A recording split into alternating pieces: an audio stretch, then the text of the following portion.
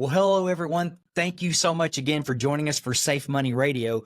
You might be listening on the radio right now, but if you are, I just want to tell you this is a very special episode today. This is actually going to be a podcast. You'll be able to watch this. So if you're hearing it on the radio, just know you can go to YouTube later and you can watch this online. And why is this a special day? Well, if you're watching, you already know, because I have someone here, a good friend with me, first time ever in Springfield, Missouri. Yep. First time ever in Springfield, all the way from North Carolina. Now, if you're watching, you may recognize the name on the video because it's going to say Kevin Lynch. But if you're seeing it, you may think, well, that's not Kevin Lynch because I've seen him on here with Brad before, and he had a big, long Duck Dynasty beard, right? Yes, I did. And it's gone. He's clean. He got retired and he's clean shaven now. Kevin, thank you so much for joining us today. Brad, I'm honored to be here. It's a pleasure, and we're having a good time here in Branson. We're down in Branson having a ball. Well, for those of you who have experienced this, now if you're somewhere else listening, I know we have listeners all across the world, but Kevin's going to do some really special things. He flew in to Branson, and he's been here for a day or two, but he is going to, right after this podcast, go to the world famous Lambert's restaurant. Going to have the rolls thrown at him. He has no clue what's coming. Then he's going to Bass Pro. Now, when people say they've been to Bass Pro, I'll say, have you been to Springfield, Missouri's Bass Pro? No, then you haven't been to the real Bass Pro, where it all started. And he's going to get to go up into the #1 in the world famous aquarium, Wonders of Wildlife Museum. We just going to have a blast today. I'm looking forward to it. Yeah. So if you're just now joining us for the first time, hey, maybe this is the first time you've ever listened to Safe Money Radio. We've been on for 15 years. We're the longest running financial planning show in the Ozark by about 13 years. We are just so thrilled to always be bringing to you cutting edge information regarding retirement planning. And that's what we're going to be doing today, using one of the best in the business. So Kevin, this is what I would love to do, even though I know it's a little bit of a repeat of our first show. But tell everyone, how in the world did we even meet? You're in North Carolina. I'm in Springfield. How did we even meet each other? Well, the last 15 years of my working career, I was a college professor. And being a person who was used to doing research and before I make decisions, making sure that I've looked at all possible sides of every consideration, I started reading retirement books in anticipation of retiring. And I came across your 2 books in my search for all these different pieces of information about how best to retire and what your purpose is going to be and so on and so forth.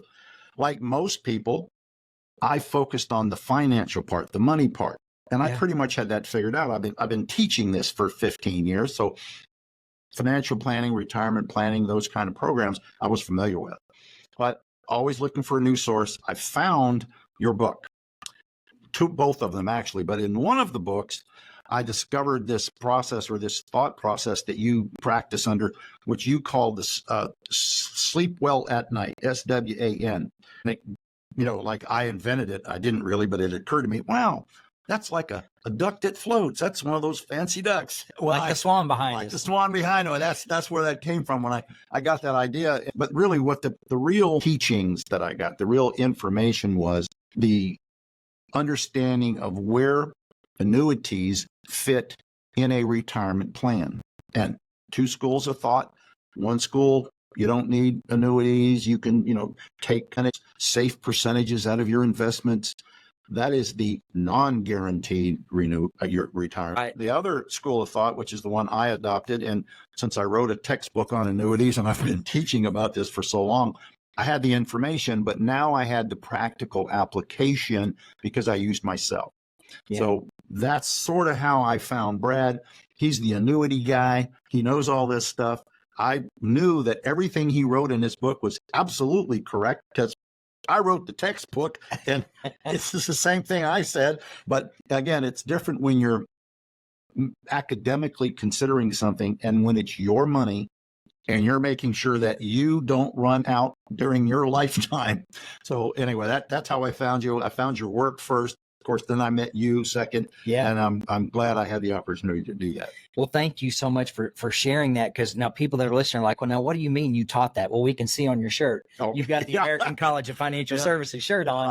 I retired from the American College of Financial Services. I joined them way back in 2009. And again, I just retired in January of 2024. And I had actually been at the college 1 year prior to that, back in 2005. But back then, I was there in the capacity of, I was a associate vice president of basically the alumni association, the giving arm, the solicitation for funds and so forth. That's what I did back in the day. And unfortunately, my house never sold. So I was living in Pennsylvania. My wife was back in Texas, and I'd rather be with my wife than, because I can always find a new job. Right. So I went back home. But then a number of years later, the opportunity presented itself to be a faculty member, which of course had always been my life's ambition anyway. So I was able to join the college back in 2009, and I spent another 14 wonderful years there, basically in the CFP, CLU, CHFC, and the RICP program, the Retirement Income Certified Professional. And that's another thing that drew me to Brad, because he holds that professional designation from my institution. So not only did I know his book was right, I knew he had been trained correctly. Right. Well, I'll leave that with us before we take a quick break. I'll say this: if those of you that are listening or watching the podcast know that he's colleagues with Dr. Wade Fowle, Dr. Michael Finca, many other people we've had as guests on the show, knowing Ed Slott, David Blanchett, all these other people. So in the same school of thought, the same expertise, you're talking about experts that honestly, they've all forgotten more than I will ever know about this stuff. I will never forget the first email that he sent me. I got it on a Sunday afternoon. I read it and I looked and I saw the cell phone number and I thought, well, this guy's calling me from Texas. I'm licensed in Texas, but I emailed back and said, now, I'm in Springfield, Missouri, right? I just want to make sure you didn't think I was local to you. He said, that's okay. I don't even live in Texas. I live in North Carolina. I thought, well, that's even further away. But when I read his signature line, I noticed something right off the bat. I have 3 financial designations. I'm a CFF, I'm an RICP, I'm a CAS, and I have my association with the Ed Slott Group for 15 years. I'm pretty dang proud of all 4 of those. This guy's got 23 different financial designations, including his CFP. Yeah, but remember now, you got to remember, folks, I don't drink, I don't smoke. I study. I enjoy that. To me, those were fun for me. Many people look at it as work. I looked at it as just enjoyment and fun. It seems like every week, oh, well, Kevin's got another financial designation he's got now. So I'm retired now. No more. So if you're just now joining us, I just want to say we always offer this. You can call us anytime. 866-780-SAFE. That's 866-780-7233. Kevin's going to be on the show all day today. We're going to be talking about things that you need to know regarding your retirement income plan. So call us anytime if you want a free consultation or if you want to read a copy of the books Kevin talked about. Bulletproof, the Safe and Secure Retirement Income Plan. Just call us. I'll give you a copy free. 866-780-7233. So here we are with my good friend Kevin Lynch, all the way from North Carolina, joining us on the show today. And Kevin, let's do this. I put a couple of things on the wall behind us. I've got the swan back here we're going to talk more about, which was a gift from Kevin, and I did not know it at the time. And then we have this copy back here behind Kevin. I know it's kind of blurred out behind us, but it's a copy of the Wall Street Journal that we were actually able to be in together in January of 2024. I got an email from Ed Slott, and he was like, hey, the Wall Street Journal's wanting to do some interviews with people regarding required minimum distributions and how, because of the run up in the market and how well the market's done, how that means larger RMDs. So sometimes, even though you feel good about how good your brokerage account may be doing or your retirement account, that also means your required minimum distribution is going to be more because it's based on your 12/31 balance, December the 31st balance every year. And so when I saw that, I thought, boy, do I not only want to jump on this, but I know the perfect person to interview, because Kevin was within 3 weeks of retirement. And I had no less than 2 weeks prior to this. We had been on the phone because I owned annuities now. One of them was funded with IRA dollars, and I knew I had an RMD that was going to be required. Now, I wasn't going to take it from the annuity product, but I had to know the amount so I could take it from another IRA that I had, along with the RMD from that one. So we had just been talking about this, and then he sends me an email wanting to know, are you available to speak to the so-and-so from the Wall Street Journal? I said, well, for you, I am, sure. I'm retiring in 3 days, but I'll do it. And to tell you how good this guy is, the Wall Street Journal, the person who wrote the article, they've sent back and said, anytime you ever think that an article I'm going to do would involve Kevin, I would love to talk to him. He was fantastic. So lo and behold, here it is, the Wall Street Journal from January. And we had no clue it was going to happen, but I actually was flying to New York City to speak for Tom Hegna on an episode of his brand new show, Who Wants to Be a Millionaire, which is now online also. Mm-hmm. And I flew in on the day that our article was in the Wall Street Journal. So I bought a copy in New York City and had it with me, which Kevin's going to get a copy of today. I bought extra copies. So just super cool, the timing and the way the Lord worked and all that to bring all that together. So here's what I want to do. I want to talk a little bit about that Wall Street Journal article, because a lot of our listeners right now, if they aren't experiencing RMDs, they keep hearing about these RMDs, required minimum distributions. Mm-hmm. And it's so confusing because we used to have one age and now we've got four. There's 70 and a half. There's age 72. There's now age 73. And for anyone born in 1960 or later, it's going to be age 75. Yep. Unless they change it between now and then, and they probably will. But tell us, Kevin, what is a required minimum distribution? What does that even mean? Well, most Americans who save for retirement do so in what we call a qualified account, like an IRA or a 403B or a 401k. All these numbers are simply IRS code numbers. Yes. And if you have put money away in a qualified account, that means you didn't pay taxes before the money went in. Well, the IRS is a very forgiving group, and they're going to wait a while. Right. But they've decided that eventually they want their tax money. So they created what are called required minimum distributions. So if you have an IRA, for example, and you reach, in my case, it was 70 and a half, well, then that law changed to 72. Right. So at 70 and a half, you used to have to start taking RMDs. That was moved to 72 in my case. But then right when I did my first one, it changed to 73. So it never benefited me personally. Today, you don't have to take your first required minimum distribution until you're 73 years old. Right. Now, Brad mentioned 4 different ages. There's still an important part about the 70 and a half. Yes. At 70 and a half, you can elect to take a required distribution, but you can do it using another tool called a qualified distribution to take the required distribution, not have to claim it on your taxes at income if you make a donation, if you give it to charity and it's a recognized authorized charity. They call those QCDs. Okay. Right. So you have RMDs that you can turn into QCDs. That's right. But back to the main point. And in the article that Brad mentioned, there was a discussion of RMDs and QCDs. So you'll see that in the article. But basically, RMDs are the IRS requiring you to start taking amounts from your savings at a certain age and in certain pre-published, already established amounts. Right. For example, this year, I think I'm remembering, I'm going to be 74 in October. 12/31, they'll look at my IRAs, that'll determine the value, and I will have to multiply that for this year to pay next April. I believe it's 25.5. Yes. So you take your dollar amount, you divide it by 24.5, whatever the answer is, send them a check. Yep. There's the uniform lifetime table. That's we keep right. the chart that tells us what the ratio is based on your age. And it's published, it's online, it doesn't change unless the law changes. So right. It's once I print it out, put a copy in the drawer, be ready. Right. And let everyone know, because this is what's important for those that are just now hearing about RMDs. Are those distributions taxable to you? Absolutely.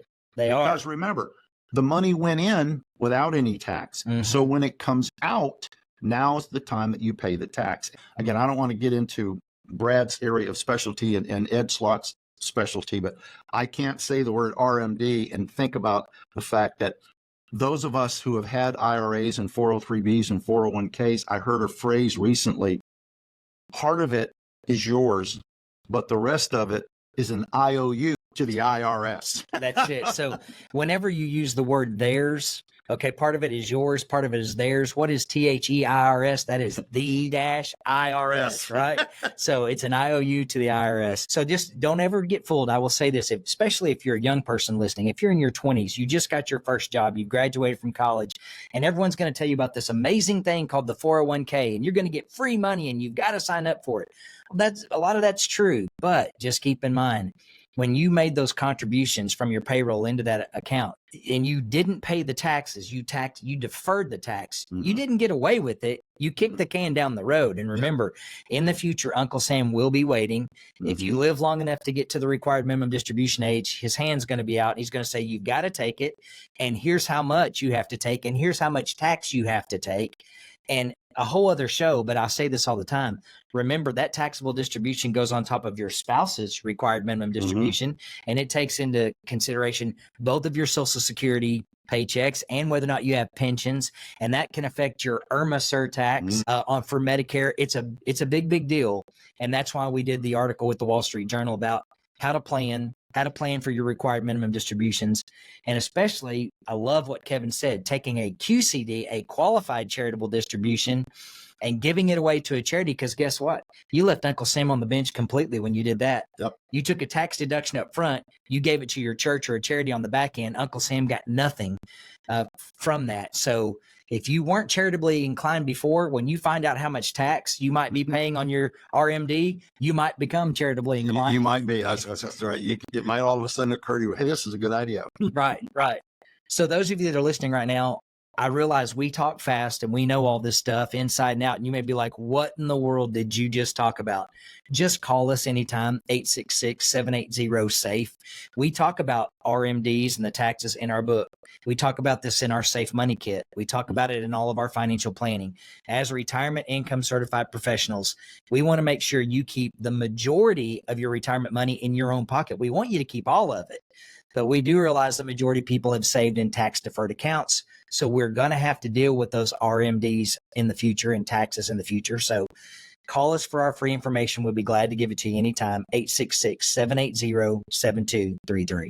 Okay, Kevin, now I know when we were talking about the Wall Street Journal article, part of what you talked to them about was you have some RMDs, but on part of your accounts, you don't have RMDs. How can you avoid having an RMD on a retirement account? Well, when I decided that I was going to have a portion of my portfolio in what we call safe money or guaranteed income streams, the answer, of course, was annuities. Well, you can fund annuities with different buckets of money. Yes. And depending on which bucket of money you take from to buy the annuity is whether or not it will be taxable. For example, you've got a brokerage account, and these are taxable dollars. Every year you get a 1099 and you have to list it. Well, that bucket of money is not taxed as income, but it's taxed as capital gains. So if you fund an annuity using brokerage money, they have the exclusion ratio. And folks, like Brad said, we're using terms that we're very familiar with. You may not be familiar with them. That's why he gives you the number to call, because anything we're talking about, he can explain in detail. But basically what happens is you use after-tax dollars, you buy an annuity. The IRS realizes, hey, that money's already been taxed, so we're not going to tax you on that portion. We're only going to tax the growth portion. Well, the annuities that I have, I bought a number of them with Roth dollars. Roth IRAs, you pay the money up front for the benefit of getting the income tax free. Yes. So that's always your choice, folks. But he mentioned if you're a young person and you're just starting out, absolutely look at the 401k, absolutely look at IRAs, but look for the Roth option, because what you can do is you can forego the small benefit of reduced income today. You can let that go. You can bypass. Later, when it has grown, you'll have the ability to get all that money back income tax free. And that's what I did. I funded a number of annuities with Roth dollars, and I funded one annuity with my traditional IRA dollars. So RMDs on the traditional, but no RMDs on the Roth. That's exactly right. Completely tax-free income, and Uncle Sam is not in control of telling you when to take it out. That is correct. Well, I think I'm going to use an example. In 5 radio shows a week for 15 years. I don't remember exactly, but I don't think I've ever used this example on the show before. So to illustrate what Kevin's saying, for those of you that are watching, I'll say this. And I would love to give credit to where I heard the story, but I can't remember. And we were talking this morning about what we can't remember. Yep. I bought a book this last week that says, this is my journal. I'm too old to remember these things, so I have to write it down. So here's the story. You go into a store, you're a farmer, you go into a store and you want to plant some trees, and you pick up two different types of oak seeds. And when you walk up to the front for the oak seed to plant the tree, the guy at the register says, hey, I tell you what, I'm going to give you two options today. On these seeds, you could pay the tax now. And on these, you could not pay the tax now. Which one would you rather do? Like, well, I don't know. Well, obviously, I would rather not pay the tax now, right? But there's a catch. On the ones that you don't pay the tax on now, you can plant that tree, but all of the growth of that tree, whenever you decide to harvest it on down the road, all the growth of that, you're going to have to pay the tax on all of that, all at that time. No tax today, but whatever it grows to, when you cut the tree down, you got to pay tax on all of it. On the one that you do pay the tax on today, when you plant that seed and that tree grows, when you harvest it in the future, there is no tax. No matter what the tax rates are, you can cut that tree down, sell all that wood for no tax. Now, which one would you rather do? And I just think about it and go, man, I would much rather pay tax on the seed than on the harvest. Yep. And when you put money into a tax deferred account, you are saying, I don't want to pay you today. I'll let that tree grow into this gigantic, massive tree. And then when I cut it down and I need it for income, I'm going to have to pay tax on all that at whatever rate you say. And well, I don't know. I like to pay the seed up front, the tax up front. You know, there's a lot of conversation with a lot of professionals, and there's different opinions. And folks, it's your decision, and it obviously should be made with what's best for you at the time that you're making the decision. But given the option of foregoing a small tax benefit today in favor of a very large tax benefit in the future, Brad knows this, and people who know me, I was an early adapter on the computer. I bought my first one back in 1986. Wow. And I've been online for many, many years. And my email address, my very first one, which I've had now since the mid 80s, because I've always been in finance. My email address is saveforlater@aol.com. So I've always wanted to encourage people to save for later. But back in 1986, Roths hadn't been invented yet. They didn't exist. They didn't exist yet. So my save for later was always intended to remind my clients that the important thing to do is save for later. Now, today, you can do it tax deferred, right? Or you can do it for tax free later on. Right. Pick the one that works best for you, but do it with knowledge and education. Talk to people like Brad specifically, because I'm retired now, so don't call me. Call me and I'll ask Kevin. Yeah, call Brad. He'll help you. But the bottom line is, I want to encourage everyone to take advantage of any opportunity they have to save. But just realize, if you're deferring, you're, quote, kicking the can down the road, or you're going to pay for the harvest rather than the seed. So keep that in mind. And if you have the opportunity to delay, to defer to make the decision not to defer, that's what I would recommend. But since I don't know you personally, that is not investment advice, because we have not spoken in person. That's right. Well, I would just say this. So the good book says, where there is no vision, the people perish. So regarding saving for the future, make sure that you have some vision for the future. If you take the tax deduction now, just know you're going to owe it on the back end. And if you decide to pay the tax now, you won't owe any in the future. But just remember this, we are almost $35 trillion in debt. That is $1 trillion every 100 days. Do you think taxes are going to go down in the future? I do not think so, my friend. So just make sure you have vision regarding the future, regarding your tax planning. All right, you know how you can prove that? How's that? That you're right. Go to Las Vegas and see if anybody will take a bet on taxes are going to be lower in the future versus taxes are going to be higher in the future, and you'll get your answer. Yeah, you will, for sure. The bookies will tell you. That's right. That's a good point. Hey, we're only about halfway through the show. We're going to talk about three big things the remainder of the show. But if you want more information, call us anytime. If you want a copy of my book, I'll give it to you free. 866-780-SAFE, 866-780-7233.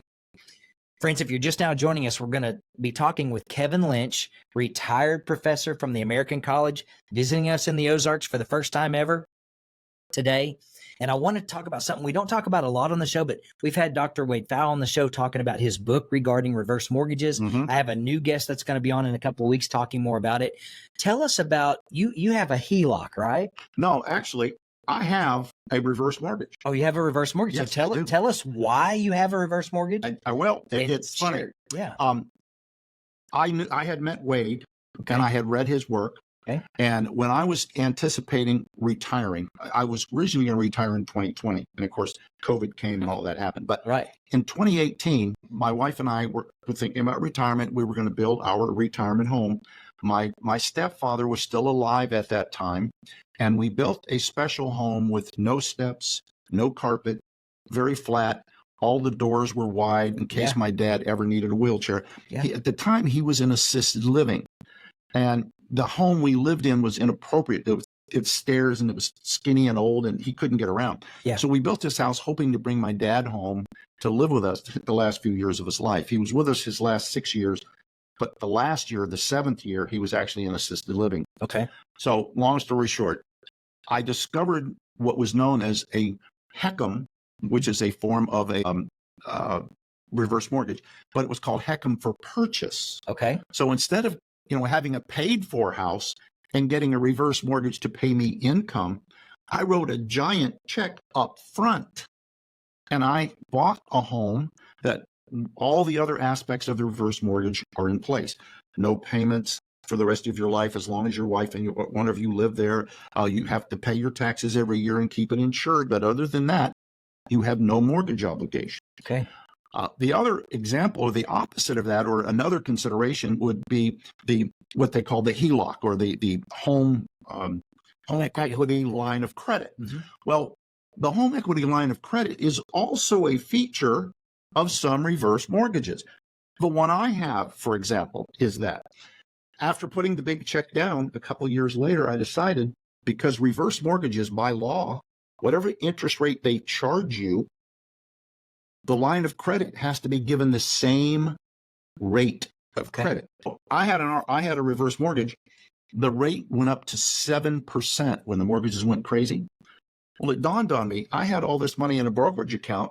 If I were to move that money and prepay my mortgage, bringing the line of credit very high, I'd be earning 7% on my own money. Right. So I took the money, I paid the capital gains, I put it back into my reverse mortgage, where I now have a line of credit in a substantial amount, which again is what? Income tax free, suitable for me at my discretion whenever I choose. Making 7%. Making right now, well, this month it's 7.01. It's actually been as high as 7.25 in the last year. Okay. And I'll finish this part of the story with this little piece of information.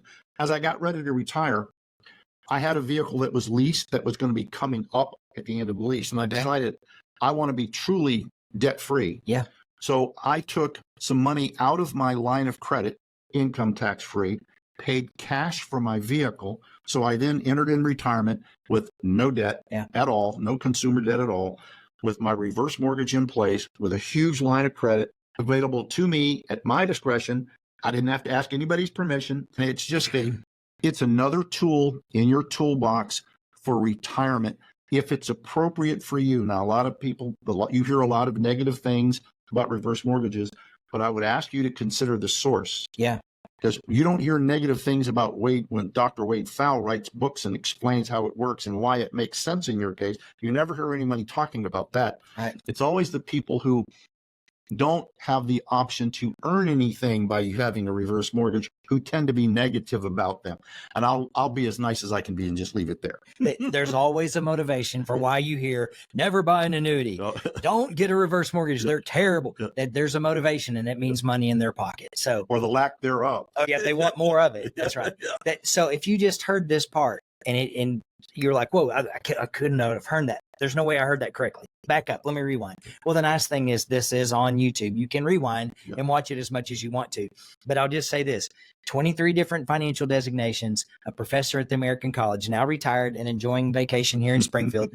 They are the experts in this. They're retirement income certified professionals. They know how to use every single tool in the toolkit. Mm-hmm. If you have this tool belt on, it's got all these tools on it, but you don't know how to use them, it's just a lot of extra weight doing you no good. Or if you have a tool belt on and it's empty and there's only a screwdriver and a hammer in it, then you've left a whole bunch of tools out that you could have used. So that's what we're trying to do, is just educate you regarding all the different options that are out there for your retirement income plan. And for many people, as Dr. Wade Fowle will say, You need to get Dr. Wade Fowle's book regarding this, and that's PFAU, Dr. Wade Fowle, regarding reverse mortgages. Make sure you use all the tools in your toolkit when it comes to your retirement income, because Roths aren't the only tax-free form of income. That's right. There's also using one of the largest assets. Most of you, it is your largest asset. It's your home. Your home. Okay.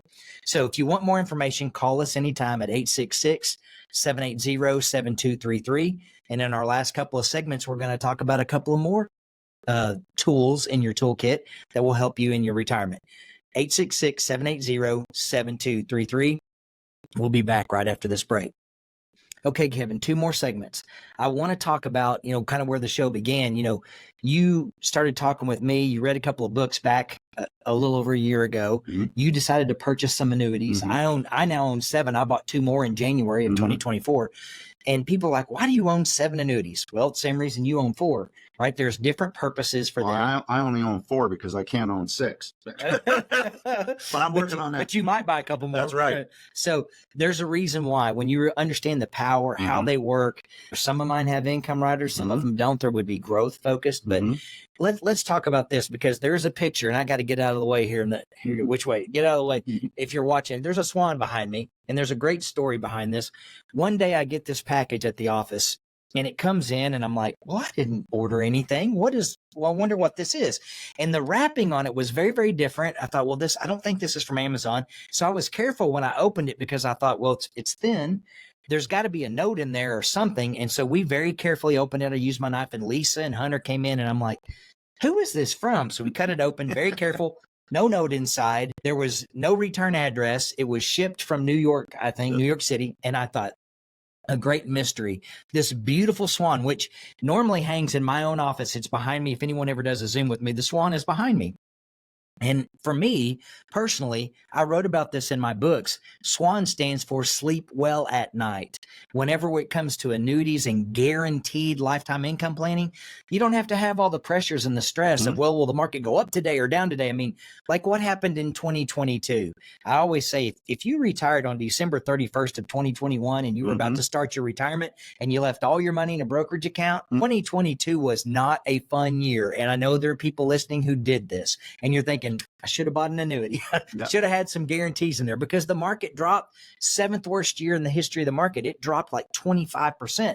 And if you did what a lot of people did, you leveraged that with stocks and bonds. It's supposed to be like a teeter-totter, right? When the stocks do well, the bonds maybe not, and the reverse. Well, in 2022, they were both terrible.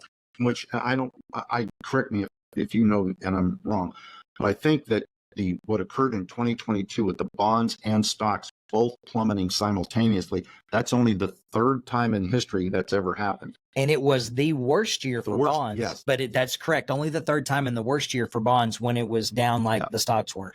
More than 30% for some bond funds. I want to talk about this for a minute.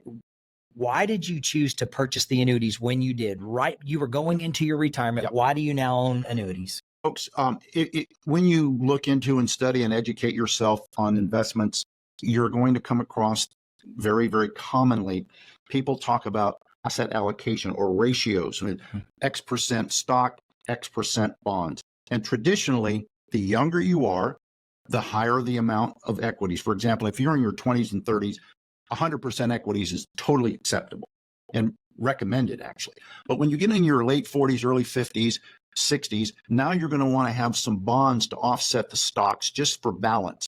One of the most commonly used ratios is 60-40. Right. 60-40. Right. Well, I've been around long enough, and I knew Wade Fowle and Michael Finca and these other guys they're academics, okay? I like to tease them, telling them they've never had a real job because they've always been in academics. But I had a real job for 40 some years prior to coming. I was in insurance and financial services my entire life before I started teaching it. And I wanted to follow my own instruction to my students. I like the 60-40 idea, but what I did was 100% of my portfolio outside of my annuities is in equities. I won't name, there's 2 of them, I won't name them, but I have all of my money are in 2 indexed funds. That's my equity. That's the 60%. Yeah. My annuities are the 40% of bonds. Why? It's, Kevin, annuities is not a bond. No, it isn't, but it operates in the same manner, because what are bonds for? Income. Right. They're for income. And what's the difference between an annuity and a bond? Income. One's guaranteed, the other one isn't. Right. So I decided I'm going into retirement. Yeah. I'm not getting a paycheck anymore. I'm going to make sure that I've got guaranteed money here. That's my bond portfolio. Yeah. Funded with annuities. And I have my equity portfolio. This is what my kids are going to get. This is what where the growth is going to be. The annuities I bought, and Brad knows this, the annuities I bought are all deferred right now. Every year that they sit and grow, they grow by 8.25%. Guaranteed roll up. Guaranteed. If I wait 2 years, 3 years, 4 years, in my mind, I've got it figured out. I'm going to start one of them in 3 years. I'm going to start another one in 6 years, and I'm going to start the last two in 9 years. So why? It's going to defeat inflation. Right. Because I have new money coming every so often, right? But to me, the annuities basically are, as I'll repeat again, you want to have a broadly diversified portfolio. You want to have stocks, you want to have bonds, or better, you want to have equities and you want to have income. I've simply chosen to taking the income portion of my portfolio, guarantee them with annuities instead of taking the risk of bonds having another 2022. Because you want to sleep well at night. Because I want to sleep well at night. And I am the one who sent it to him. And silly me, I did order it from Amazon. But as some of you may know, everything at Amazon doesn't actually come from Amazon. Right. And this was from an art studio in New York. And I didn't have it. I forgot. So, I hadn't heard from Brad. I know the kind of person he is. He would have thanked me for a gift. Yeah. Well, I called him and talked to his son, Hunter. I said, listen, did your dad get something? He says, man, I'm glad you called. We didn't know where it came from. And then Hunter comes in. He's like, hey, I finally solved the mystery of the swan. I can't tell you. He wants to tell you, but I know where it came from. It drove me crazy. But I thought someone's read my book. Well, that's right. And they know what this is. That's exactly what happened.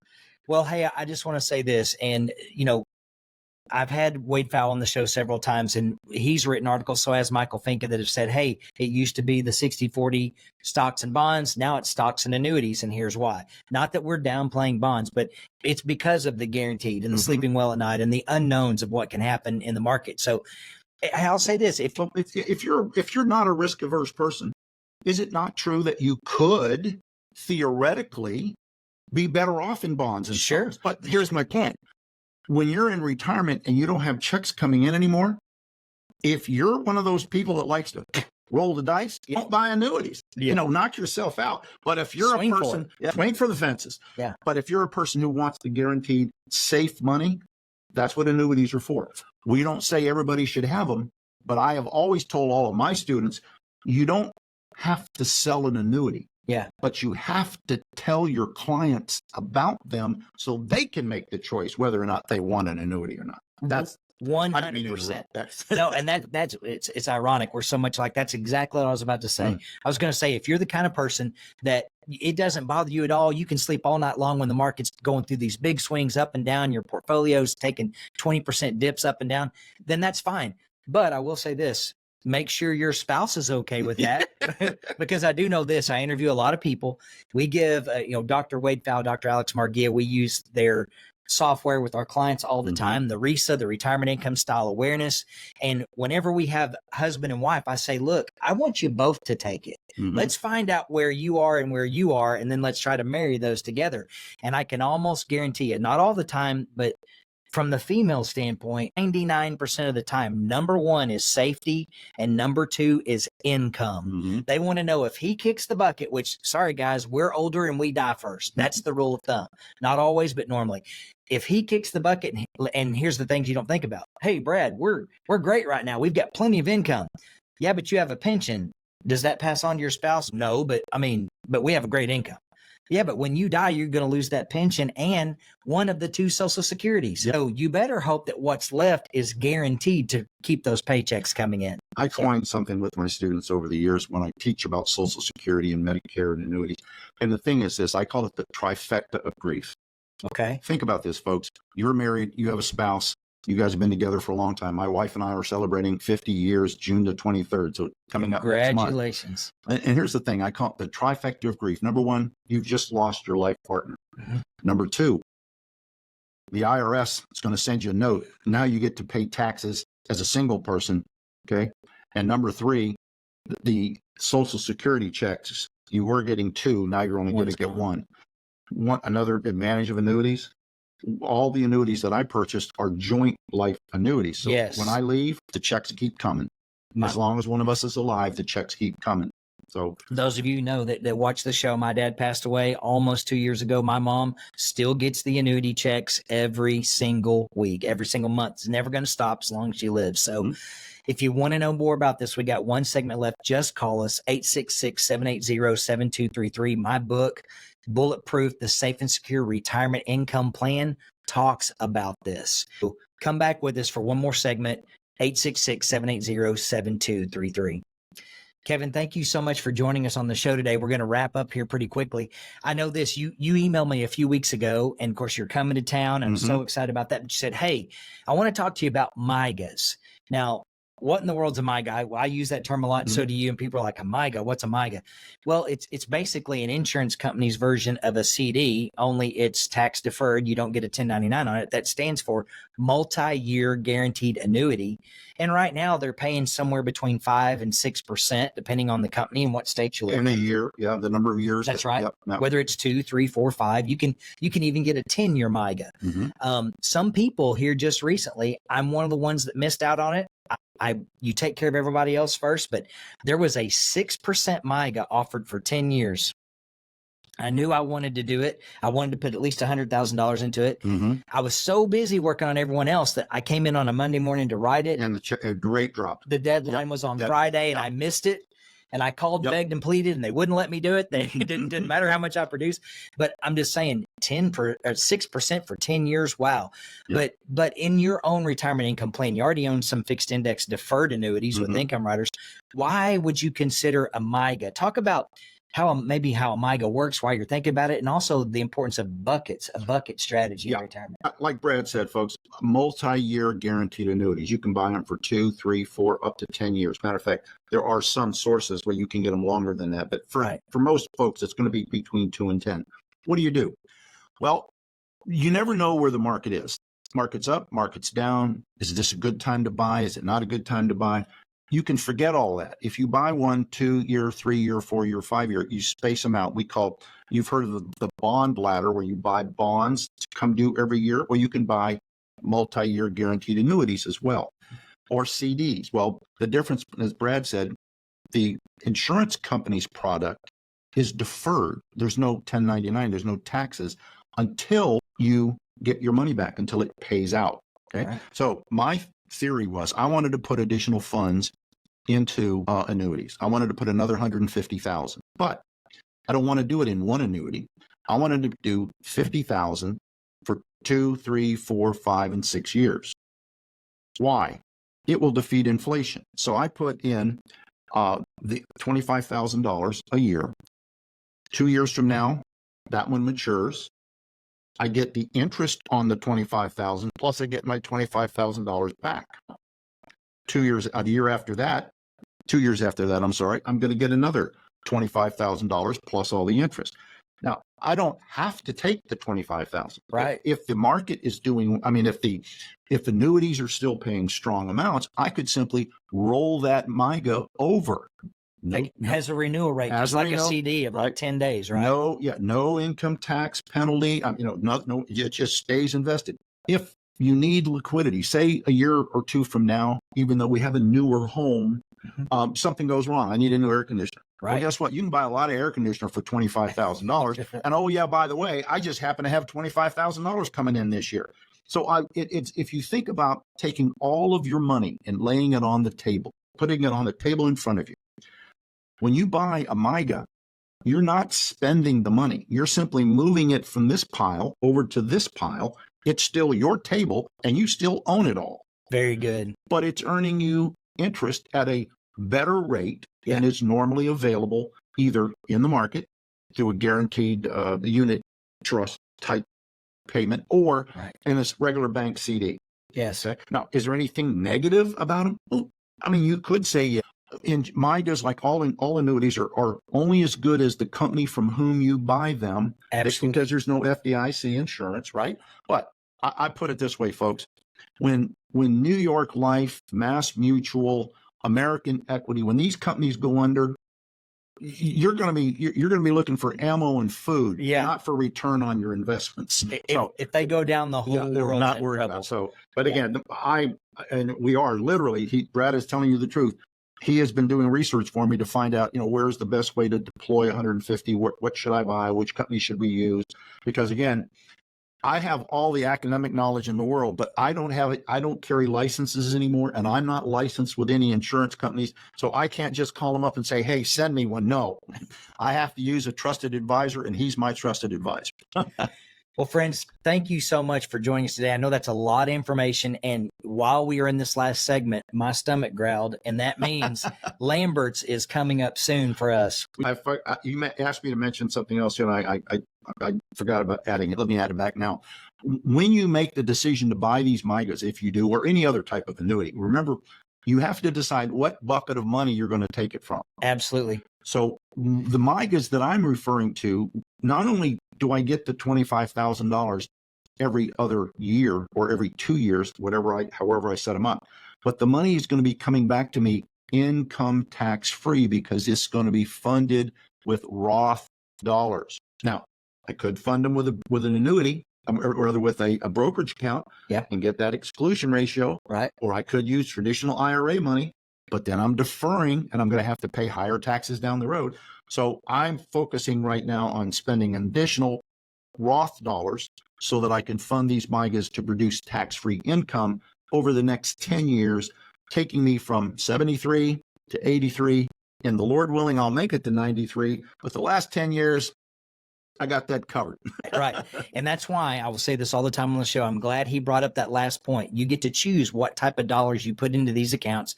That's why I'll say in a recent show was the number one thing that will separate you from the retirement of your dreams is taxes. Yep. Ed Slott says it all the time. So it's not what you make, it's what you keep that counts. So if you can stagger buckets or ladders of money with tax-free dollars from a Roth, even better, because you're outpacing inflation. And when you get to take it out, it's all yours. Yep. Friends, if you want to know more about how to build your own customized retirement income plan, we are the source. Hunter and I are both retirement income certified professionals. We will send you a copy of the Retirement Income Style Awareness Survey. We pay for it for you to take it free. And this will show us what quadrants you fall into. Maybe it's time segmentation, it's protected income. Safety first. Safety first bucket. Both of us fell into the exact same quadrant. That's why we own a lot of annuities. But you may be total return. You may be a bucket strategy person. But the nice thing is, a disinterested third party, two peoples with their doctorates, a doctorate in the economy, and then also in psychology. You have those two, Dr. Alex Margia, Dr. Wade Fowl, who have put this together. We'll send it to you free of charge. And I will tell you, folks, I can again testify on behalf of that because I was actually in the beta testing room for the RISA, and I've never seen a more accurate description of who I am financially than this report was. It was like I wrote it. And you took it 3 times. I took it 3 times. And every single time it's the same. It comes in quadrants. Right. But each quadrant has its own quadrant. It does. And the only change was I was in the lower left quadrant, safety first. I was really, really safety first down in the bottom. And now I got a little bit better because now I'm funded in retirement. Now I just went up a little bit to the top right part of the lower left quadrant. I'm still safety first. You have the guarantee. But I have sleep well at night. That's right. That's so good. I know whenever I first met him, I said, hey, I've got to send this to you so we can find out where you fall. And he's like, oh, I've already taken it. I was in the beta groups. So again, your educators, your experts know about the science behind income planning. If you want a free financial consultation, if you want a copy of our book or our Safe Money Kit, just call us. We will absolutely send it to you free. 866-780-SAFE, 866-780-7233. Kevin, thank you so much for being here in person to join us on the show. Folks, this is not my program, but I'm going to end my portion with the same way I used to end every class I taught at the American College. I always told my students, God loves you, so do I. Have a wonderful day. Have a fantastic day.